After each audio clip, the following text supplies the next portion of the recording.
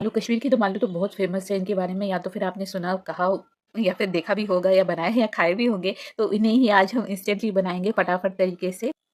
10-12 छोटे साइज़ के आलू ले लेंगे, उन्हें एक चुटकी में छील लेंगे और उनमें इतने छेद करेंगे कि उनमें तेल और मसाला अच्छे से घुस जाए। गरम तेल में गोल्डन ब्राउन होने तक फ्राई करेंगे और फिर निकाल देंगे। गरम बचे हुए तेल में गैस बंद करके डालेंगे तेजपत्ता, लौंग, ज़ीरा, हींग, दालचीनी, बड़ी इलायची का पाउडर, कश्मीरी लाल मिर्च, हल्दी। मसालों को कुछ सेकंड्स के लिए भून लेने के बाद इसमें डालेंगे दही, मिक्स करेंगे और फिर डाल देंगे पानी। पानी डालने के बाद गैस को ऑन कर लेंगे। अब जाएंगे पानी के अंदर तले हुए आलू, नमक, ज़ीरा, सौंफ पाउडर, अदरक पाउडर। बस अब हमें कुछ खास नहीं करना है, अब हमें देना है इसे प्रेशर। कुकरी का ढक्कन बंद करेंगे और इसे देंगे हम प्रेशर 20 मिनट के लिए मीडियम आंच पर।